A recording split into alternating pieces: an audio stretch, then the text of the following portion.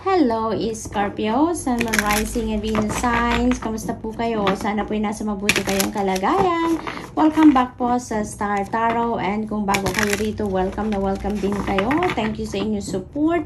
I truly appreciate it and God bless you all. Tingnan po natin ngayon ang mga possible na or potential na mga energies, no, na babalot sa inyo for the year 2024. So magdodraw po ako ng isang card, no? Isang card for each month. So January, February, March, April, May, June, July, August, September, October, November, at hindi na nagkasya si December. Dito na lang siya, December. Ayan, so tignan natin kung anong mga messages dito, no, para sa inyo, no, yung mga energies, tignan natin kung ano ang meron, no, for the year 2024. So first card niyo is for January. This is Knight of Pentacles. Ayan, so mabagal ang start ng year ninyo dito, no. So medyo parang siguro towards the end of the 2023, maaring sobrang todo ang effort niyo sa kung ano man ang inyong ginagawa. Kaya medyo ngayon parang maglalaylaw muna kayo, no? Magbabagal muna kayo pagsimula ng 2024. So parang dito more of planning, more of strategizing kayo, and more of focus kayo dito sa pagmamanage ng mga galawan ninyo, ng mga plano ninyo. Parang iniisip muna ninyo dito kung how are you going to manage your time, how are you going to put things in order, yung mga ganoon. So parang tinitignan nyo muna dito ng unti-unti, no, kung ano ang mas magandang strategy ngayon for the year 2024. Maaring ganun ang ganap ng iba sa inyo dito. For others of you, you know, this is really also beautiful in terms of money, career, and finances. Kasi by the start of 2024, no, maaring may mga financial opportunities dito na dadating sa inyo, Scorpio. Maaring may mga offers na parating dito na link sa inyong money, career, and finances. We have 9 of Swords. Ayan. For February naman, maaring ang iba sa inyo dito, you know, mag-anticipate ng mga bagay-bagay, maaring mamumroblema sa mga bagay-bagay na which I feel like hindi naman talaga kailangan na problemahin. Maaring may mga lang kayo dito, may mga iniisip kayo na maaaring mangyari, maaari palang mangyari, 'di ba? Yung parang nag-anticipate siguro kayo ng kung ano ang posibleng maging problema, no? Siguro may mga gagawin kayo ditong bagong endeavor, maaring related sa mga opportunities na dumating ng January, no? And maaring iniisip na ninyo what are the possible problems na maaring or challenges na maaring ma-encounter ninyo, no, along that journey. So maaring ganon. Kaya may magagawa pa kayo dito para mabago ang ninyo, ang pakiramdam ninyo or ang pag-strategize ninyo dyan, because malayo pa siya, no, Scorpio. So makukondisyon nyo pa ngayon ang isip ninyo na pag dumating ang pagkakataon na ganun, hindi kayo mag-iisip ng negative, hindi ninyo yan po problemahin or hindi ninyo i-stressan ang sarili ninyo over something na hindi naman talaga pa nangyayari, no? So this is energies, no, na tinitignan natin dito, and meron tayong magagawa para baguhin, para mas pagandahin, para mas redirect natin ang mga energies din natin into positive and into a beautiful one, no? Kaya yung mga ganitong energy, maaanuhan pa natin yan, mababago pa natin yan, no? We can definitely change it to be better, di ba? Kaya ito yung negative thoughts yan, negative thoughts, negative feelings, emotions, si 9 of Swords, na nag-anticipate kayo na kung ano magiging problema, di ba? Yung sitwasyon na yan, hindi pa yan nangyayari, no? Kaya nga in anticipation ang ganap dito, at saka nai-stress na dyan ang sarili ninyo, ina-stress ninyo ang sarili ninyo over something na hindi naman talaga existing pa, no? Kaya kayang-kaya ninyong baguhin ang sitwasyon na yan or ang energy na yan. Pagdating ng March, we have the Hanged Man. Ayan, so there's going to be new perspective dito. There's going to be something new, no? Something new, like new ideas, plans, no, new path na maaring magbubukas para sa iba sa inyo dito. So maybe may mga pofokusan kayo dito na ibang bagay, and then all of a sudden natenga, huminto, natigil for some reason, na pending, no, yung mga ganon. And you know, pagdating ng March, no, maaaring yung energy na to is bibigyan kayo ng opportunity dito para mag-isip-isip, para magmuni-muni, mag-re-evaluate, mag-reassess ng mga pangyayari sa buhay ninyo, nang sa gayon makita ninyo kung ano yung mga bagay na mahalaga, anong mga bagay na hindi ninyo nakikita, 'di ba?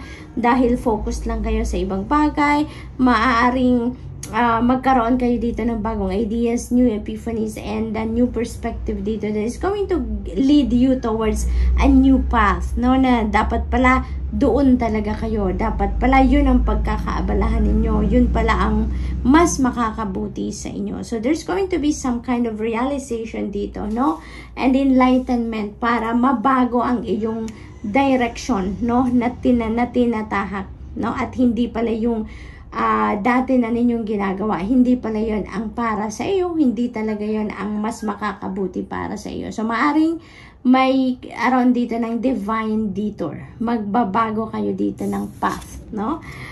For April, we have strength, no, you may need your inner strength dyan, and also, you know, depende sa inyong sitwasyon, maybe you also need your physical strength din, no, sa sitwasyon na yan. So maybe dito sa gagawin ninyo dito sa divine detour na maaaring i-embrace ninyo in March, no, by April siguro doon kayo magsisimula, no, doon ninyo sisimulang tahakin ang bagong daan na nagbukas sa inyo in March. Kaya maaaring bago yan sa inyo, totally new for you. Maybe that is an uncharted territory for you, kaya kailangan ninyo ng iba yung ang tawag dito, tibay ng loob, no, para nang sa gayon masimulan nyo, no, at magawa ninyo kung ano ang nararapat na gawin dyan sa endeavor na yan. So by May, we have 10 of Wands. Ayan, so 10 of Wands, meron tayo ditong isasarang pinto because you are going to open up new door sa sarili ninyo. This is burden, no? This is burden, bigat, pabigat ito sa balikat ninyo, pabigat sa mga iniisip ninyo, sa mga nararamdaman ninyo. Ito yung ibababa mo na. This is doors na isasara ninyo dahil maaring marirealize nyo dito na enough is enough. Tama na. I've been through a lot already in my life. Di ba? At tama na. Hindi ko na to papatagalin pa sa buhay ko. I'm ready to give this up. No, I'm ready to move on with my life, no? Yung parang ganon. So, maaring, ano yan, maaring sa trabaho yan, no? Overwhelming trabaho, no? Working long hours, maaring pakikisama sa isang boss na domineering. Alam mo yun, yung parang you're just trying to keep up with them, maaring ganon. Pero ngayon, parang napagod na kayo at ayaw nyo na, aayaw na kayo, or maaring magsasalita na kayo para malaman nila kung ano ang totoo mong sitwasyon, maaaring ganon, no? And that could also be, emotional burden, no? Yung mga bigat sa loob ninyo, bagahe, kumbaga, resentments, yung mga ganon. Maybe you are going to give that up as well, no? You're going to release them. So, for June, we have Ace of Pentacles. Napakagandang simula ng second second half of the year, no?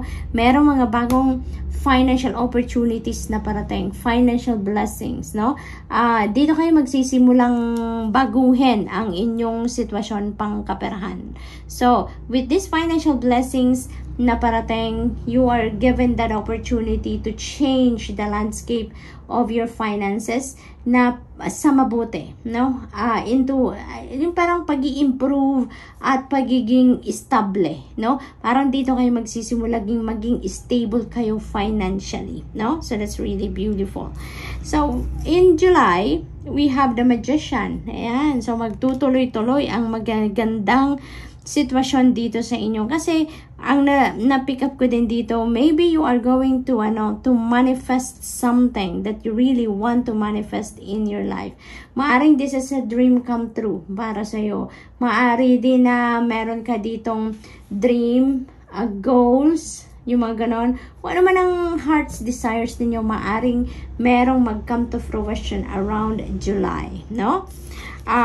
In August, napakaganda, 10 of Cups. Ayan, so meron talagang meron ditong wish fulfillment na nangyari na. Siguro dito talaga sa July, merong wish kayo dito or dream na magka-come to fruition, magkakatotoo. Kasi nandito na tayo sa 10 of Cups in August. And 10 of Cups, no, nanggaling na to, dumaan na to sa 9 of Cups, which is the wish fulfillment energy. Kaya, most likely, no, by July, meron ditong magmamanifest na dream ninyo, pangarap ninyo, wish ninyo, yung mga ganon. Kaya dito sa August, pagpasok ng August, masaya. Masayang-masaya kayo.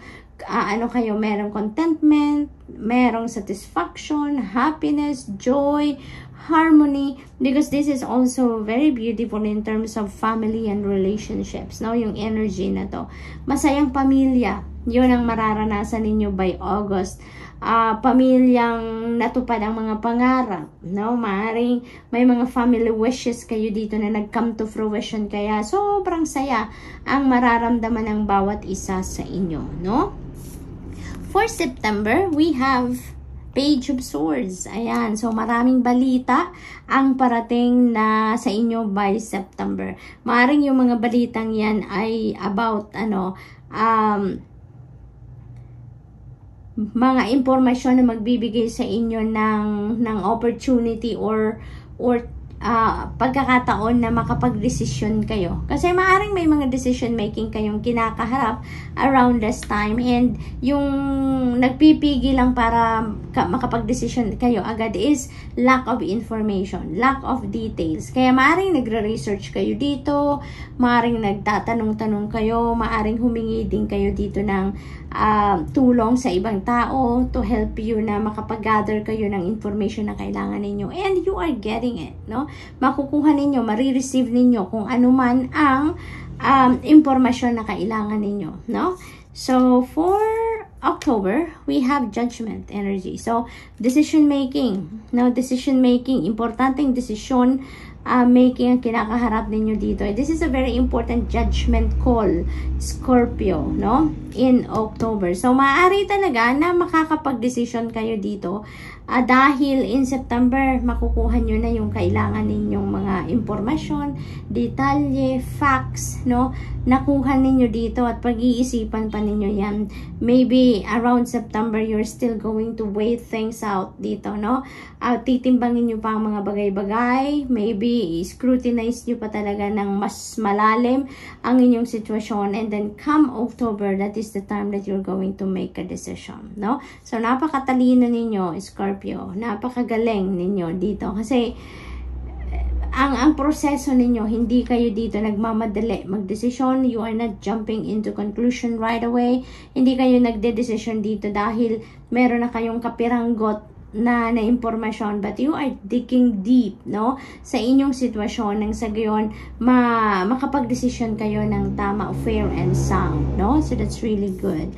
November, we have the Hierophant energy. Ayan. So maaring ang ninyo, ang decision making dito is about marriage, no? Maaring marriage yan. Kasi sa Hierophant is also a marriage card. So, maaring ang decision nito is related sa pagpapakasal, no? Maaring ganon. Talagang pinag-isipan ninyo, binusisi ninyo dito ang mga bagay-bagay kung handa na nga ba talaga kayong mag-asawa, mag-settle down na. So, maaring ganon ang sitwasyon, maaring related yan dyan. Or, it could also be related sa education, sa learning, no? Maaring may bala kayong mag-aral, maaring may bala kayong mag-expand ng knowledge and studies ninyo, kaya nag-research kayo. You gathered information before you make a decision kung ipupush through nyo yung education na gusto ninyong i-pursue, no? So, December, end of the year, 2024, we have 8 of Pentacles. Lahat ng hard work ninyo for the year, for the entire year, you will be rewarded. No? You will be rewarded kasi yung sipag na ginawa ninyo, yung dedication, effort, commitment ninyo sa trabaho, sa career, sa negosyo, whatever it is, no? Na pinagpuhunanan ninyo ng pagod, effort, time, you know, you will be rewarded. So that is really beautiful, Scorpio, kasi lahat ng pagtsatsaga mo, you know, it's going to pay off towards the end of the year. So good luck, and that's all I have for you for the year. I hope nakatulong ang mga mensaheng ito in some way. Thank you for watching. Love and light. Namaste.